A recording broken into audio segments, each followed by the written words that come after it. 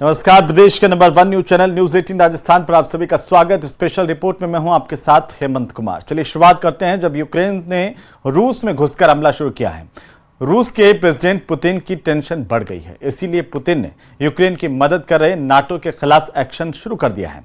Germany में रूस के ड्रोन न्यूक्लियर सेंटर के ऊपर मंडरा रहे हैं और जर्मनी में नाटो के एयरबेस पर भी चार्ली अलर्ट जारी किया गया है। ये खास रिपोर्ट देखिए।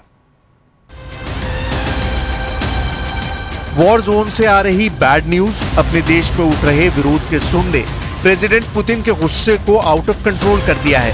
पुतिन का ये गुस्सा कुर्स्क के कार्यवाहक गवर्नर से मीटिंग में भी साफ साफ देखा गया। गुरुवार को पुतिन ने गवर्नर से क्या क्या डिटेल जानी, सुनिए। Отселение и эвакуации попали в 8 районов Курской области с численностью жителей 152 566 человек. По состоянию на сегодня выехали 133 190 человек. Осталось 19 376 человек. कुर्स्क की तरह ब्रायंस्क रीजन में भी नागरिकों को निकालने की तैयारियां शुरू हो चुकी हैं। ब्रायंस्क के गवर्नर ने पुतिन को बताया कि वॉर इमरजेंसी के लिए कमर कस ली गई है। Нашей страны прорыв государственной границы в Климовском районе, но силами погрануправления ФСБ России, Министерства обороны, они были отброшены, противнику нанесли огневое поражение. Вчера обстановка в месте боестолкновения стабилизировалась, на настоящее время находится под контролем. Системной поддержки в части оплаты нашей самообороны мы сами... В 6 пограничных районах уже проведены учения по экстренной эвакуации жителей в случае возникновения такой необходимости. Для этого у нас готовы 12 ПВР.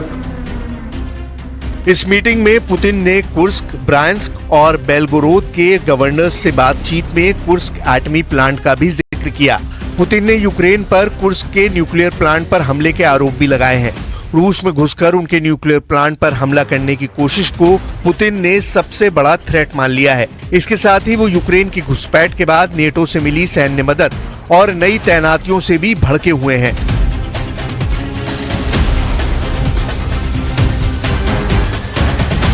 अमेरिका ने यूक्रेन को और ज्यादा सैन्य सहायता का ऐलान कर दिया है, जिसमें अमेरिका यूक्रेन को गोला बारूद, वायु रक्षा मिसाइलें, ड्रोन रोधी उपकरण और कवच रोधी मिसाइलों की बड़ी खेप जल्द पहुंचाएगा। उधर नेटो फोर्सेस ने रूस से केवल 140 किलोमीटर दूर दक्षिण पूर्व फिनलैंड के मिक्केली में 4000 से 5000 मजबूत बख्तरबंद ब्रिगेड तैनात करने का ऐलान कर दिया है।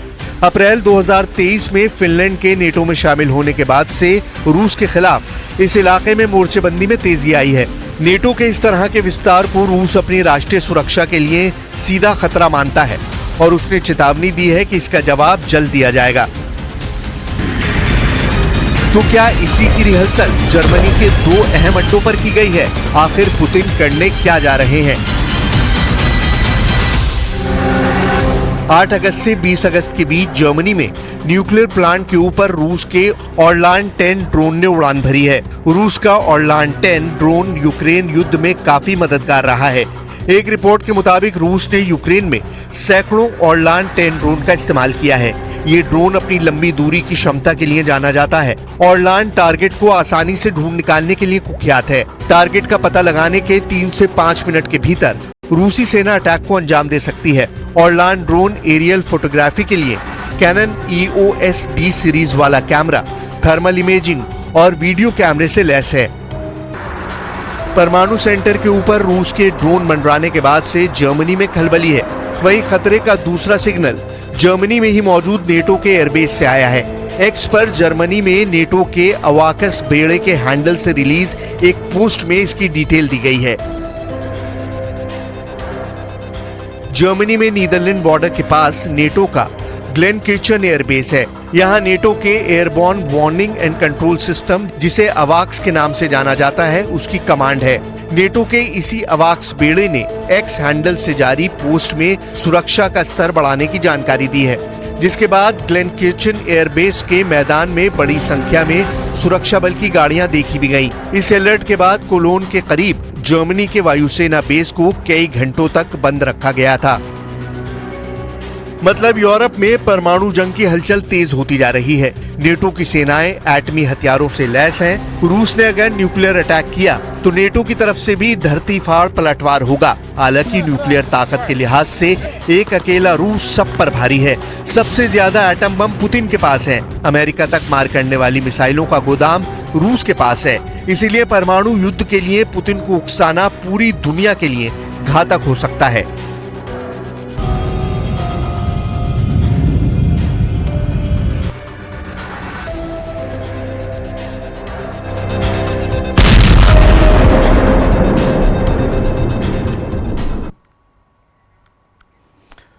तो वहीं एक्टर कंगना रनौत की नई फिल्म इमरजेंसी रिलीज से पहले ही विवादों से घिर गई। हाल ही में इस फिल्म का ट्रेलर रिलीज हुआ और ट्रेलर रिलीज होने के बाद पंजाब में फिल्म के खिलाफ विरोध प्रदर्शन शुरू हो गया।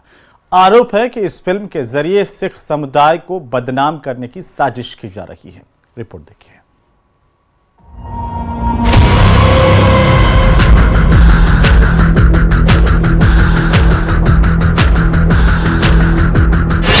रिलीज से पहले फिल्म इमरजेंसी पर बवाल।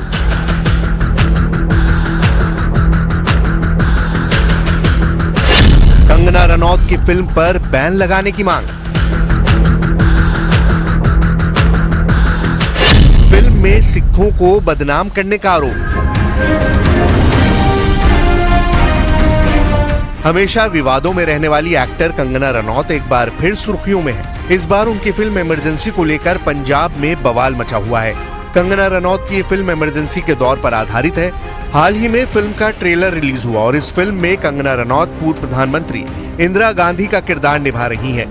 लेकिन ट्रेलर रिलीज के बाद सिखों की सबसे बड़ी संस्था अकाल तख्त और शिरोमणि गुरुद्वारा प्रबंधक कमेटी के साथ फरीदकोट से निर्दलीय सांसद सरबजीत सिंह खालसा इसके विरोध में अपनी आवाज बुलंद करने लगे हैं। इनका आरोप है कि फिल्म में सिखों को गलत तरीके से पेश किया गया है, जिससे सिख समुदाय के लोग आहत हैं। ਖਿਆਈ ਦੇ ਵਿੱਚ ਦਿਖਾਇਆ ਹੈ ਕਿ ਸਿੱਖ ਭਿੰਡਰਾਂ ਵਾਲਿਆਂ ਦਾ ਕਰੈਕਟਰ ਅਦਾ ਕਰ ਰਿਹਾ ਹੈ ਜਿਹੜਾ ਬੰਦਾ, ਉਹਦੇ ਵਿੱਚ ਦਿਖਾਇਆ ਕਿ ਉਹ ਡਿਮਾਂਡ ਕਰ ਰਿਹਾ ਹੈ ਕਿ ਸਾਨੂੰ ਖਾਲਿਸਤਾਨ ਚਾਹੀਦਾ ਹੈ। ਤੇ ਇਹਦੇ ਵਿੱਚ ਨਾ ਜਿਹੜੀ ਗੱਲ ਹੈ ਵੀ ਜਿਹੜੇ ਇਹ ਬੜਾ ਹੈਰਾਨ ਹੋਣਗੇ ਵੀ ਨੇ ਕਦੇ ਖਾਲਿਸਤਾਨ ਦੀ ਮੰਗ ਹੀ ਨਹੀਂ ਸੀ ਕੀਤੀ। ਉਹਨਾਂ ਨੇ ਤਾਂ ਕਦੇ ਮੰਗਿਆ ਹੀ ਨਹੀਂ ਖਾਲਿਸਤਾਨ।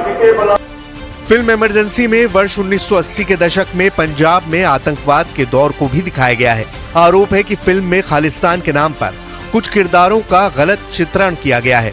फिल्म की रिलीज रोकने के लिए केंद्र सरकार को एक पत्र भी लिखा गया है। दावा है कि फिल्म में सिखों की छवि को तोड़ मड़ोड़ कर पेश किया गया है। इससे देश का माहौल भी बिगड़ सकता है। फिल्म के ट्रेलर में दिखाए गए दृश्यों पर आपत्ति जताई गई है। बारे में एक ट्रेलर जारी किया गया जिहड़ा कि बड़ा विवादपूर्ण है। ਅਸੀਂ ਇਸ ਗੱਲ ਲਈ ਸਹਿਮਤ ਹਾਂ ਕਿ ਇਤਿਹਾਸ ਦਾ ਫਿਲਮਾਂਕਣ ਹੋਣਾ ਚਾਹੀਦਾ। ਸਹੀ ਤੱਥ ਜਿਹੜੇ ਆ ਉਹ ਸਾਹਮਣੇ ਆਉਣੇ ਚਾਹੀਦੇ ਆ, ਪਰਦੇ ਤੇ ਆਉਣੇ ਚਾਹੀਦੇ ਆ। ਪਰ ਉਹਦੇ ਵਿੱਚ ਜੋ ਸਿੱਖਾਂ ਨੂੰ ਇੱਕ ਨਫ਼ਰਤ ਦਾ ਪਾਤਰ ਬਣਾਇਆ ਗਿਆ, ਸਿੱਖਾਂ ਨੂੰ ਬੇਖੌਫ ਤੇ ਇੱਕ ਨਿਰਦਈ ਜ਼ਾਲਮ ਬਣਾ ਕੇ ਲੋਕਾਂ ਨੂੰ ਮਾਰਨ ਵਾਲਾ ਦਿਖਾਇਆ ਗਿਆ। ਸੋ ਟ੍ਰੇਲਰ ਦੇ ਅੰਦਰ ਜੋ ਕੁਝ ਦਿਖਾਈ ਦੇ ਰਿਹਾ ਉਹ ਬਹੁਤ ਮਾੜਾ ਤੇ ਸਿੱਖਾਂ ਦੇ ਮਨਾਂ ਵਿੱਚ ਇਸ ਗੱਲ ਲਈ ਕਾਫੀ रोस है कि ये जी चीज़ दिखाई जा रही है, ये सिख करैक्टर नूं जिहड़ा कि बदनाम करने की कोशिश है। असीं इसका डटवा विरोध करते हैं। फिल्म इमरजेंसी पर बढ़ते विवाद से पंजाब बीजेपी के नेताओं के लिए भी असमंजस की स्थिति बन गई है। पंजाब बीजेपी के नेता भी कह रहे हैं कि इस तरह की फिल्में धार्मिक कमेटी से मंजूरी के बाद ही बनानी चाहिए। अज वो कंगना रनौत की फिल्म के बारे च कुछ लोगों ने इतराज़ किया। मैं समझदा कि ਜਿਹੜਾ ਵੀ ਕਿਸੇ ਵੀ ਧਰਮ ਦੇ ਬਾਰੇ 'ਚ ਜੋ ਸੰਵੇਦਨਸ਼ੀਲ ਧਰਮ ਨੇ ਜਾਂ ਈਵਨ ਜੈਨ ਧਰਮ ਵੀ ਹੈ, ਇਸਲਾਮ ਵੀ ਹੈ, ਸਿੱਖ ਵੀ ਹੈ, ਖਾਲਸਾ ਵੀ ਹੈ, ਉਹਦੇ ਬਾਰੇ 'ਚ ਕੋਈ ਵੀ ਚੀਜ਼ ਅਗਰ ਕਰਨੀ ਹੋਵੇ ਤਾਂ ਉਹਨਾਂ ਦੀ ਇੱਕ ਕਮੇਟੀ ਬਣਨੀ ਚਾਹੀਦੀ ਹੈ। ਉਹਦੇ ਤੋਂ ਅਪਰੂਵਲ ਜ਼ਰੂਰ ਪਹਿਲਾਂ ਬਣਨ ਤੋਂ ਪਹਿਲਾਂ ਹੀ ਲਈ ਜਾਵੇ ਤਾਂ ਕਿ ਐਸੇ ਮਸਲੇ ਪੈਦਾ ਨਾ ਹੋਣ। कंगना रनौत की फिल्म इमरजेंसी अगले महीने 6 सितंबर को देश भर के सिनेमाघरों में रिलीज होने वाली है। कंगना रनौत फिल्म के प्रमोशन में भी जुटी हैं।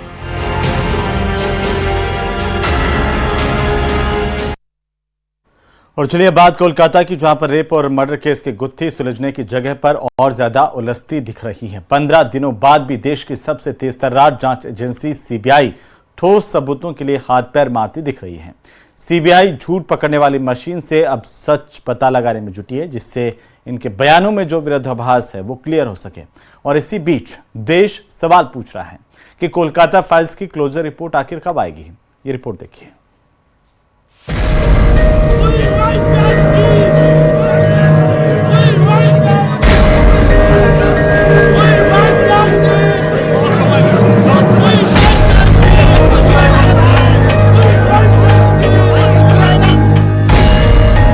दीवारों और बंद दरवाजों के पीछे वो चीखती रही।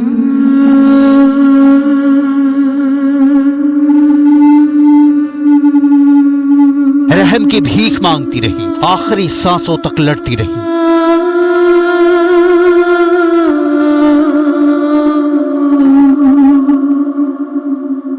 जबकि ना उसने कम कपड़े पहने थे, ना वो आधी रात घर से निकली थी, ना सुनसान सड़क पर थी।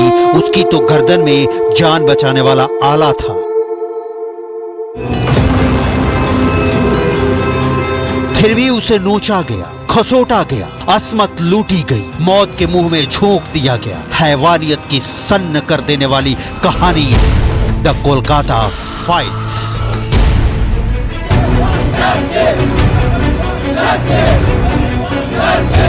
देश उबल रहा है, देश सवाल पूछ रहा है, देश इंसाफ मांग रहा है। डॉक्टर बिटिया का बलात्कारी कौन? डॉक्टर बिटिया का कातिल कौन? डॉक्टर बिटिया की रूह को कब मिलेगा सुकून? किसी के पास जवाब नहीं है। किसी के पास 8 और 9 अगस्त के दरमियानी रात का हिसाब नहीं है। क्या हुआ? कैसे हुआ? कब हुआ? क्यों हुआ? किसने किया? कौन कौन शामिल? देश की सबसे बड़ी जांच agency central bureau of investigation यानी सीबीआई परत दर परत तलाश कर रही है। केस का रेशा रेशा खंगाल रही है, लेकिन सवाल अब भी अनसुलझे हैं। 15 दिन बाद कितने मिले सबूत? कितने मिले गवाह? कितने दूर रह गए हैं कानून के हाथ? डॉक्टर बिटिया को कब मिलेगा इंसाफ? The Kolkata files. Kolkata case की डिटेल दिखाने से पहले पीड़िता के पिता ने क्या कहा, सुनिए। आपको लगता है कि कहीं ना कहीं अस्पताल प्रशासन ने एक बड़ी चूक की है? पहले से तो हमको अस्पताल के जो डिपार्टमेंट जो है जिसका पास मेरा लड़की को भेजा था वो ऑन ड्यूटी में था। एक ऑन ड्यूटी में एक जो लड़का हो या लड़की जिससे काम करता है, जैसे हमारा अंदर 3-4 आदमी काम करता है, उसका जो जिम्मेदारी है वो तो मेरा ही है ना जी। कोई दुर्घटना घट जाए तो मेरा हमको ऊपर जिम्मेदारी पड़ेगा। लेकिन उस लोग अभी तक इसके बारे में आज इतना दिन में कोई हमको फोन से भी बात नहीं। जब उनका शव मिलता आपको कितने बजे फोन आया और किसने फोन किया था? 10:53 पर फोन आया और उसके बाद हमने किया। उसके बाद उसने उधर से भी फिर एक बार फोन आया, उसने बोला मैं असिस्टेंट सुपर बोल रहा हूँ, आपका लड़की लगता है सुसाइड कर दी। Doctor rape and murder case की कड़ियां बहुत उलझी हुई हैं। सीबीआई का मानना है कि जो भी बयान उसने अब तक दर्ज किए हैं उसमें कई बयान ऐसे हैं जिनमें विरोधाभास है। सीबीआई ने सुप्रीम कोर्ट में इस बात को लेकर यहां तक दावा किया कि कोलकाता पुलिस ने क्राइम सीन को सुरक्षित नहीं रखा। बड़ा सवाल यह भी है कि सीबीआई ने जिस क्राइम सीन के सीएफएसएल के एक्सपर्ट के जरिए जांच करवाई, क्या सीएफएसएल के एक्सपर्ट छुपे हुए सबूत नहीं तलाश कर पा रहे? पूर्व प्रिंसिपल संदीप घोष से लगातार पूछताछ करने के बाद पॉलीग्राफी में जो सवाल पूछे जा रहे हैं वो इसी से संबंधित हैं।